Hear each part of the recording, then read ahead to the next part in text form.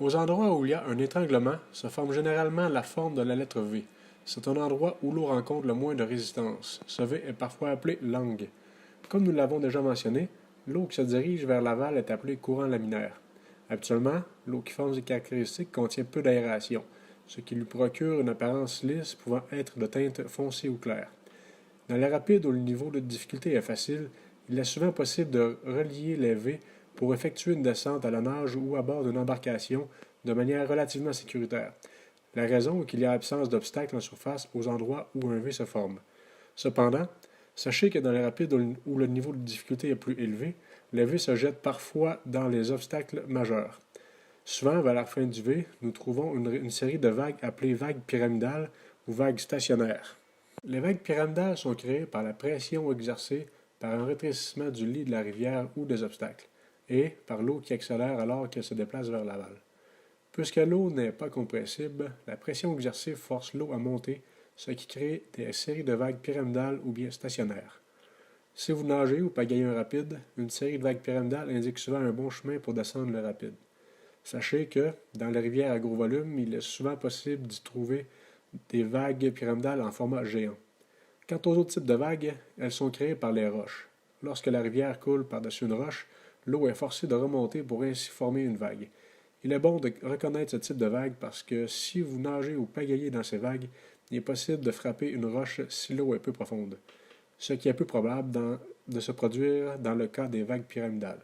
Parfois, ce type de vague s'apparente aux vagues pyramidales, et il peut donc être difficile de les différencier. Un bon moyen d'en reconnaître la différence est qu'habituellement les vagues pyramidales sont assez uniformes et leur forme suit un modèle assez standard. Quant aux vagues formées par une roche, elles sont de diverses formes et ont une crête blanche qui déferle vers l'amont. À mesure que votre expérience à lire les rapides augmentera, il vous sera plus facile de différencier les différents types de vagues et vous serez aussi en mesure d'identifier les endroits où les roches peuvent se situer en ne regardant que la surface de l'eau. Un rappel, ou aussi appelé un trou, se crée lorsqu'il y a une roche ou un seuil dans la rivière et que l'eau descend de manière verticale du côté aval de l'obstacle. L'eau descend avec force vers le lit de la rivière et continue son chemin vers l'aval. De plus, puisque l'eau doit combler les espaces vides, une partie du courant doit forcément revenir vers l'amont pour combler cet espace derrière l'obstacle, ce qui crée pour effet de rappeler l'eau vers l'amont. Dans un rappel ou un trou, l'eau se déplace en 4 phases. La première phase est vers le bas, la deuxième vers l'aval, la troisième vers la surface et la quatrième vers l'amont. Dans la phase 1, l'eau se dirige vers le lit de la rivière. Cette phase se situe au-dessus de la surface de l'eau et il nous est possible de la voir. Elle apparaît souvent comme étant lisse et de teinte foncée ou claire. Cette partie est souvent appelée pour-over. La phase 2 est constituée de l'eau qui s'écoule vers l'aval près du lit de la rivière. Cette partie est invisible de la surface.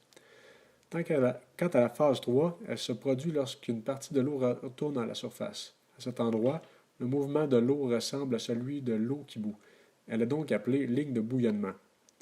La phase 4 s'appelle foam pile. C'est l'endroit où l'eau remonte vers l'amont. Elle tient sa couleur blanche de par le fait qu'elle est souvent très aérée. Les trous peuvent être des endroits dangereux, tout comme elles peuvent être inoffensifs. Elles peuvent même être un endroit prisé par certains pagayeurs. Tout dépend de leur rétention, ce qui signifie à quelle intensité un nageur peut-il être rappelé dans le trou avant d'en sortir. La rétention des trous dépend de différents facteurs, incluant la forme de la roche, la quantité d'eau et la profondeur de la rivière. Une des choses à observer pour évaluer la dangerosité d'un rappel, c'est la distance entre la ligne de bouillonnement et l'obstacle. Si cette distance est de seulement 1 mètre ou quelques pieds, généralement il est plus facile d'en sortir sans y être trop recyclé. À l'opposé, si la ligne de bouillonnement est de plus d'1 mètre de l'obstacle, il y a de fortes chances que ce rappel soit très propice au recyclage d'une embarcation ou d'une personne. Un autre facteur est la forme du rappel. Généralement, si leur ouverture pointe vers l'aval, il est plus facile d'y sortir puisqu'il est possible de nager ou de pagayer vers des extrémités et d'être simplement poussé par le courant qui se dirige vers l'aval. Puisque les coins sont l'endroit où la rétention est plus faible et que l'eau n'est pas recyclée, il est plus facile d'y sortir. Les trous dont les extrémités pointent vers l'amont sont généralement plus dangereux. Ils vous repousseront vers le centre, ce qui rend difficile, voire impossible la sortie par les côtés. Dans ce cas, une des manières pour en sortir est de nager vers l'amont et rejoindre l'eau faisant partie de la phase 1 d'un rappel. Il faut par la suite se recroqueviller pour tenter de couler vers le fond pour rejoindre la veine de courant de la phase 2 qui coule vers l'aval pour ainsi sortir en aval de la ligne de bouillonnement. Ceci est une technique que nous pratiquons dans un environnement contrôlé lors de nos cours de niveau technicien lorsque les conditions le permettent. Certains rappels sont simplement trop dangereux et très difficiles d'y sortir. Il faut alors simplement rester à l'écart à tout prix. Il y a une caractéristique de la rivière qui peut ressembler à un rappel pour quelqu'un qui a peu d'expérience. Ce sont les vagues déferlantes. Une vague déferlante est une vague avec une crête assez abrupte pour qu'elle déferle vers l'amont, créant ainsi un rouleau. Ce rouleau a la même apparence que la phase 4 d'un rappel, soit le foam pile. Parfois, les objets qui flottent beaucoup comme une embarcation pourraient surfer une vague déferlante. Il y a cependant une grosse différence avec un rappel et elle se situe sous la surface. Toute l'eau qui se trouve sous la surface se déplace vers l'aval, ce qui signifie que quelque chose qui coule juste sous celle-ci sera transporté en aval de la vague.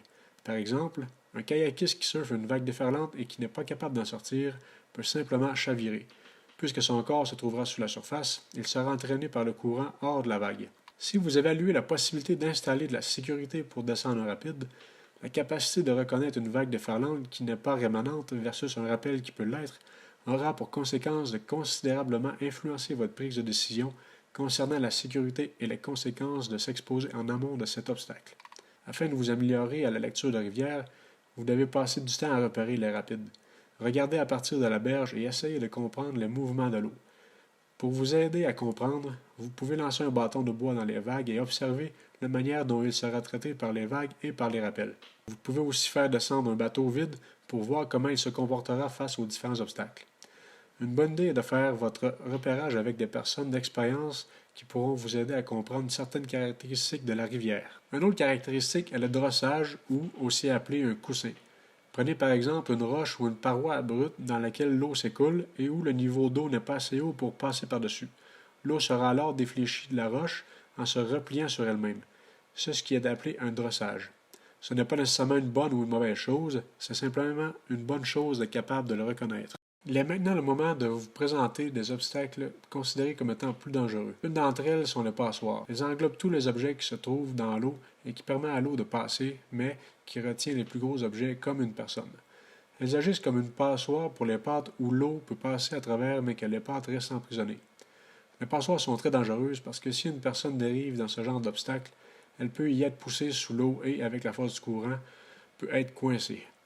Les passoires les plus fréquentes que nous trouvons sur les rivières sont les arbres, mais d'autres objets peuvent aussi créer une passoire lorsque les rivières sont en crue, comme des garde-corps, des véhicules et d'autres débris pouvant se trouver dans la rivière.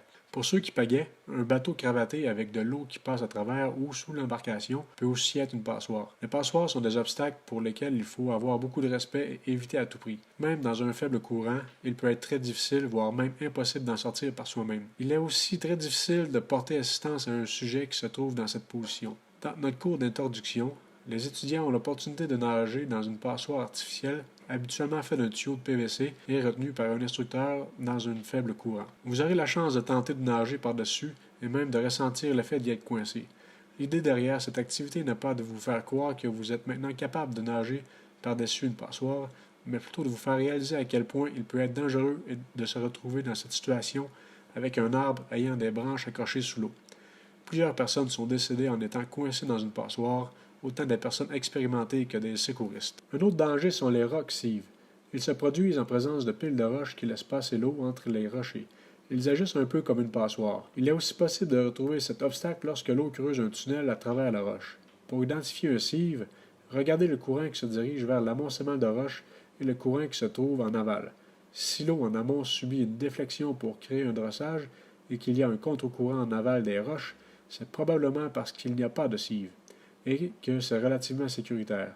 Par contre, si l'eau disparaît dans les rochers et qu'il n'y a pas de contre-courant en aval, nous vous conseillons fortement de rester à l'écart de cet obstacle. Un affouillement est un obstacle qui se produit lorsque l'eau entre dans une caverne, sous la berge ou sur un rocher incliné. Si un nageur se fait pousser dans un affouillement, il peut se retrouver coincé contre la paroi en raison de la force du courant. Les affouillements peuvent être très dangereux puisque les cavernes peuvent être complètement sous l'eau, les rendant plus difficiles à identifier et à repérer. Une façon de vérifier la présence d'un affouillement est de chercher un drossage à l'endroit où l'eau coule vers une paroi rocheuse ou un obstacle. Lorsque l'eau qui coule vers un obstacle semble disparaître plutôt que d'être déviée, vous êtes probablement devant un affouillement. Il est aussi possible qu'un obstacle présente un drossage et un affouillement, ce qui signifie qu'une partie de l'eau est défléchie alors que l'autre enfile dans l'affouillement. La seule façon d'être certain qu'il n'y a pas d'affouillement est d'inspecter l'obstacle lorsque le niveau d'eau est plus bas. C'est une des raisons pour laquelle il est important pour les plaisanciers, les guides de rivière et les équipes de sauvetage d'acquérir des connaissances sur les endroits visités, et ce, à tous les niveaux d'eau. Certains types de roches, comme le calcaire ou d'autres roches sédimentaires, sont plus enclins à présenter des affouillements indécives. Par exemple, certaines roches dans le sud des États-Unis, comme la Chattanooga en Géorgie, est composée de roches un peu comme du fromage suisse, ce qui représente un gros danger puisque les courants d'eau qui disparaissent dans les tunnels réapparaissent beaucoup plus loin en aval. Les rivières, contenant beaucoup de roches, comme les ruisseaux ou les rivières qui s'écoulent des grandes chaînes de montagnes, ont généralement plus de rocs-cives et d'affouillements que celles qui se situent sur le bouclier canadien, par exemple. Ceci n'est qu'un concept général, c'est pourquoi il est important de rester vigilant et d'acquérir des informations sur les endroits visités. Les lignes d'horizon sont présentes lorsque vous regardez en aval de la rivière et qu'il y a une chute soudaine du lit de la rivière. Il est ainsi impossible d'apercevoir le rapide qui se trouve plus bas. De ce point de vue, il est seulement possible d'y voir une ligne d'horizon et l'eau qui disparaît par-dessus la chute. Ceci peut indiquer la présence d'un gros rapide ou encore d'une chute. Il est difficile de la différencier. Par contre, si l'eau se déplace lentement en amont de l'obstacle, il peut être possible de s'en approcher suffisamment pour être capable d'y voir le rapide, tout en se gardant l'option de rebourser chemin et d'atteindre le rivage. Les canoteurs et rafteurs vont souvent se lever dans leur embarcation pour avoir un meilleur point de vue sur l'obstacle. S'il est impossible de voir en aval de l'obstacle, probablement qu'il s'agit d'une chute ou d'un seuil. Tous les pagayeurs sont encouragés à inspecter ce genre d'obstacle à partir de la berge, même sur les rivières connues, puisque de nouvelles passoires peuvent se créer à tout moment. Nous espérons que cette vidéo vous aide à vous conscientiser et vous aide à améliorer vos capacités de reconnaître les différents obstacles qui peuvent se présenter en rivière. Si vous continuez d'améliorer votre lecture rapide et à comprendre l'hydrologie, vous serez capable d'utiliser la puissance de l'eau à votre avantage pour descendre les rapides ou encore pour effectuer des manœuvres de sauvetage. Être capable d'identifier les dangers réels sur la rivière vous aidera à prendre de bonnes décisions, de vous garder en sécurité ainsi que les membres de votre groupe. Vous serez aussi en mesure d'identifier la différence entre un risque perçu et un risque réel. Il y a beaucoup de sections de rivière où il est sécuritaire d'effectuer leur descente. Pour d'autres, elles peuvent être constituées de plusieurs dangers. Pour un œil peu entraîné, une grosse vague peut paraître plus dangereuse qu'un affouillement ou une passoire, alors qu'en réalité, c'est l'opposé qui est vrai.